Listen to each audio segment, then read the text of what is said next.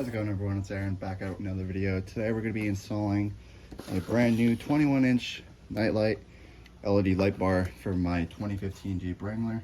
I just want to say that I am super excited to be doing another Jeep modification. I haven't done anything super crazy on the channel for a while, but yeah, right now it got a Nightlight LED light bar. It's 21-inch straight single row LED light bar. Now we're just gonna get in right in and unbox it. Oh. All right, so it gets a little thank you from Nightlight and a little need help. They give you a QR code to go to support, and they have 100% satisfaction. If you guys didn't know, I actually ran a Nightlight product on my Jeep Wrangler. I actually ran my LED reverse pods I had in the rear bumper of my Jeep Patriot. Those were Nightlight brand. I had zero complaints, super bright, and a super affordable price. I think this light bar here is about $52 before tax, so it's super affordable. And like I said, it's always been super bright. So got some nice bubble wrap and some styrofoam to keep the light bar safe. Got some basic lighting brackets, little L brackets, you know, good for any needs you have. You may need. Got a different type of L bracket. Got two of those. So it's nice because they give you two different forms of mounts. They gave you like a longer, higher mount, and they give you a lower, slimmer mount. So that's in there. And you got your hardware. So they give you all stainless steel hardware. Got a few nuts, some bolts, some washers.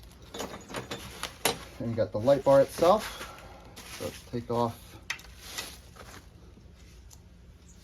And there it is. Nice 21-inch light bar. Give you nice little pigtail wiring. And they give you a little thing that says red is positive, black is negative. Good rule of thumb. That's usually what it is. But if you look in, you got a nice chrome finish to it.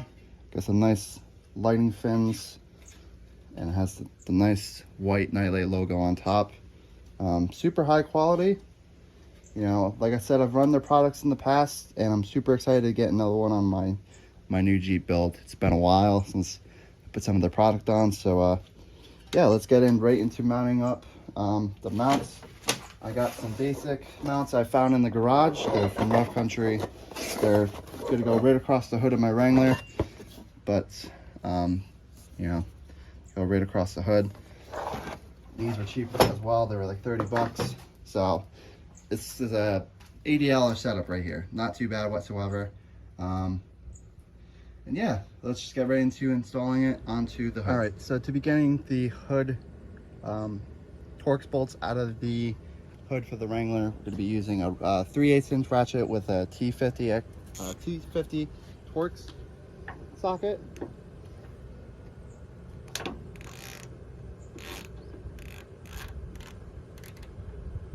I'm just going to break those loose.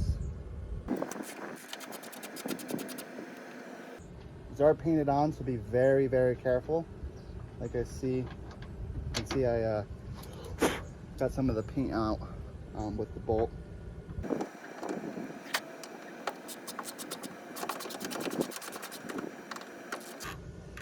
I've heard that some people have had issues removing these bolts. So what you can do is you can actually put a little bit of heat up to these for about 50 seconds. Just be careful you don't ruin the paint on the actual bolts. And then that will make it a little bit easier to remove. So let me go get the mounting hardware and the mounts, and then we'll get them mounted up. What you're going to want to do is you're going to take your little rubber gasket with the double-sided tape on the back. You're just going to peel the white backing off, and you're going to stick that over the holes, protect the paint underneath, just like that. You're going to take one of the little metal spacers. You're going to place that over that. You're going to take the mount that's curved in. So this is the driver's side. This will be the passenger side. And it's gonna go just like this. Now if I get the mounting hardware out, we're gonna grab 2 bolts and 2 washers. Okay. Put them up like that. Just thread them in, nice and easy. Same thing, the front bolt. Thread those in nice and easy. And these are going to be hex bolts now instead of Torx. So we're going to need to go get either an Allen key, a hex key, a hex socket. I can tell you the exact size in just a second, but that's what it should look like. I'm going to speed through the other side real quick, and then we're going to tighten them up. All right, now that you got both the mounts bolted up to the hood of the Jeep, you're going to want to take a number 5 hex socket. This says 5S2 CRV, which I believe is the type of socket it is, but it's number 5 hex socket. And you're just going to do these just so they're hand snug. You don't want to over tight them or anything. I'd say that's good. But again, these are also only plastic washers, so don't need to be extremely tight. Move the Jeep a little bit with the mount. You don't want it to be super tight because you don't want to, strip anything out. I'm just going to tighten up the other side as well. Same thing, we're just going to do just until they're snug. So let me go grab the Nilight light bar and let's go put it on the Jeep, see how it looks. All right, now that we're back at the toolbox, you're just going to dump out your hardware you got with the Nilight light bar. And it's going to be nice and convenient. You're going to be using the same number 5 hex socket we use to install the mounts and the hood. We're going to take that same socket and we're going to be using the longer pair of bolts. Since we have a nice thick bracket on the hood, we need something that's going to be able to thread right into the side of the light bar here. So we're going to use the longer bolts instead of the shorter. We're going to want to grab a locking washer right here, and you want to grab a flat washer as well. And you want to put the flat washer on, and then the locking washer, and then this will go through the mount and thread into the side of the light bar. So same thing. I'm going to take a flat washer and a lock washer and put that on the bolt, and then we're going to go back to the Jeep, hand tighten it on, and then we're going to snug it up with the ratchet with the number 5 hex socket. All right, so now that we're back over by the Jeep, I'm going to put our light bar through the mounts. You're going to thread it in by hand.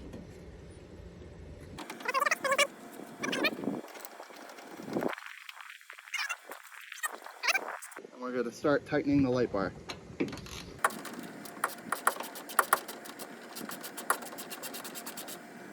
And I'm just going to go to the other side and just tighten one side little by little so you don't over tighten it.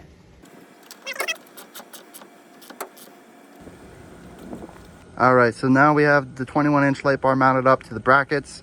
As you guys can see, has a very nice look to it. Just give you all around views what it looks like from the back. So the only thing I had to do is I just had to run to the hardware store and get 1/4-inch nylon spacers there. So there's one on each side, just because the light bar was a little too small for the brackets. But sometimes the stuff happens, which it's not their fault. I bought the wrong brackets. Like I said, I had these in the garage from a while ago. But we're gonna go right into the wiring now. Like I said, the wiring was super simple. You had a red lead and a black lead. Again, the red was positive and the black was negative. Right, so now starts the fun wiring segment of the video. I just got a coil of 16 gauge red wire. It's gonna be our power wire, and I got some 16 gauge black wire, which will be the negative. Same thing, 16 gauge black wire. This will be the negative, the ground. We'll go to battery. And we have our two leads, red power, black is negative. So what you're going to want to do is you're going to want to just take some strippers, strip this back so it's about 1/2 inch. Same thing with the negative. And then we're going to take our coiled wire, define 16, put that in 16 hole. And you're going to want to have probably about the same. I'm going to strip that back. What I like to do is I like to twist these wires so they stay together. And we put them through our connector, which I'll show you. I got these from Harbor Freight for about 15 bucks. It's a wiring terminal set. It has all these different types of connectors. We're going to be using these butt connectors here. I'm going to be using red for the positive and blue for the negative. So all we're going to do is we're going to take our red butt connector. We're going to wrap this wire here. And we're going to slip that through. You want to take your crimpers, and the red is 22 through 16 gauge. So that's what we're going to use. We're going to put that through there. We're going to crimp the bottom and crimp at the top. And then same thing, we're going to take this wire here. We're going to put it through the other end. Make sure you guys can see this.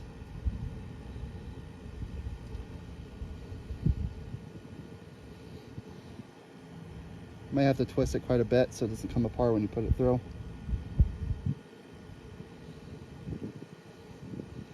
As you guys can see on the channel, I'm definitely not a wiring expert. I don't like doing wiring personally. So once that's through, until you hear a little click, same thing, you're going to crimp it at the bottom.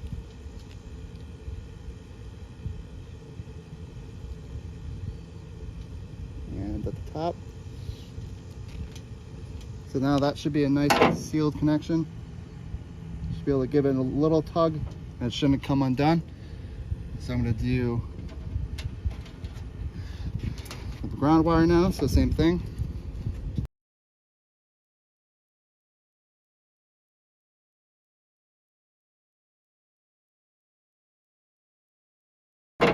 Give that a little tug. It's not coming out. I'm going to pop the hood and we're going to feed this throughout the engine bay.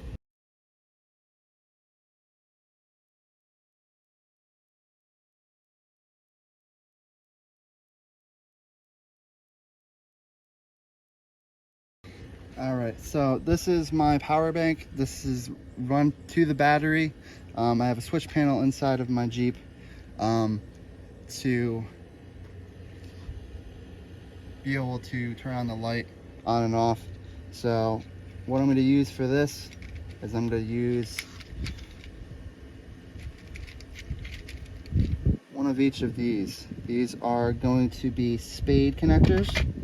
Same thing, I'm going to do red for positive and black for negative. So there's a spade connector. That's the positive, that's going to be the negative. Same thing as before. We're just going to strip this back to 16 gauge.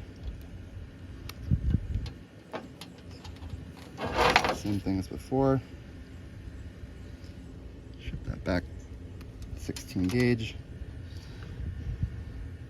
We're going to twist the wire. Feed that through.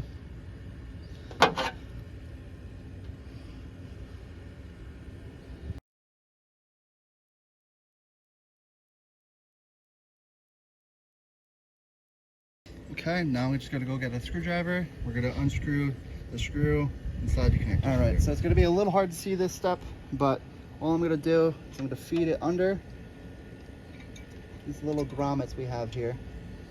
Now that those are fed under, there's gonna be labeled switch and ground. We're gonna wanna put the positive to the switch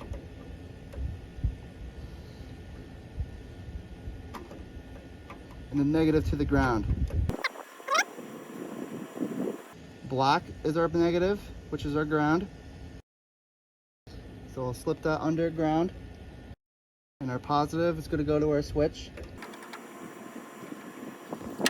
All right, so I just want to give you guys a quick, better in-depth view of the wiring.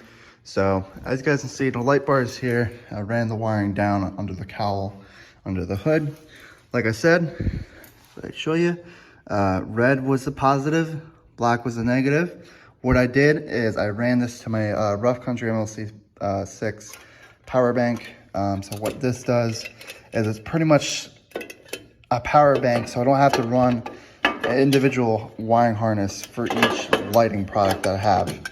So if I take this off, basically all this is exactly what you'll get if you order this kit with the Nilight wiring harness, except that's going to be along a length of wire. This is all going to be in one spot, so it's nice and easy for you to wire. What this essentially goes, this red cord here goes to the positive of the battery. This brown, or this black, goes to the negative of the battery, and this wiring harness here, I actually have routed. This thick wire goes through the firewall. It comes up and it goes over the windshield to this switch panel here. This controls my roof light bar. This controls my bumper. This will control the night light. And then number 4 will do behind my reverse lights. These two are nothing so far. So now that that's explained, I'll just show you a quick rundown. So each switch is labeled. So we have switch 1, which is actually going to be 6, and it just works its way over to switch 6, would technically be 1. So pretty much the wiring kit you're going to get is going to have a fuse, an inline, it's going to have a relay, an inline fuse, a positive, a negative, and a switch. So the switch you can mount through your firewall or somehow into the cab of your vehicle. Your relay you're going to mount up to anywhere inside your engine bay. The inline fuse I usually have resting, so it's easy to replace if you have to replace. And then, like I said, the positive will go to the positive of the battery terminal and negative will go to the negative. So what this is both the positive and negative are routed here. It goes up along. If I actually took off my engine cover, you would be able to see you can kind of see it there. I don't know exactly what that is, but regardless, there's something behind there. I think it might be another fuse, but I'm not entirely sure. But the positive is here, negative is here. As you guys can see, the positive, if I can actually follow it. So the positive bolts up right there. That's gonna be that wire there. And the negative is this one here to the negative. So positive to negative. And then if you had the actual harness, you would have the relay for your switch would be mounted to a bolt or whatever in the engine bay. Your inline fuse, if you ever had to replace it, if it blew, and then your switch, you would run into the cab. So like I said, this wiring harness goes into the cab, controls the 6 switches and the switch panel. Negative goes to the negative post of the battery. Positive goes to the positive post. The relay mount to a mountable point in your engine bay. And like I said, all my accessories are running to this. You don't need this. This is a super luxury item. It makes it super simple to wire accessories. So all you have to do is wire this to the battery, run this harness into the cab where you have the switches. So, and then, like I said, you have your accessories here. And this was for the light bar that we just mounted up. So, like I said, just to give you guys a little overview, switches, relays, fuses are all here. And then this positive and negative is gonna go to the battery. So if you guys have any questions, I'll make sure I answer them in the comments below. I'll link the Nilight wiring harness down in the comments below as well. All right, I'm gonna go inside of my Jeep and verify that the light bar is working. All right, so the light bar is working. It looks really good. get in view with everything. I'll do a quick little view of all my lights on in the front.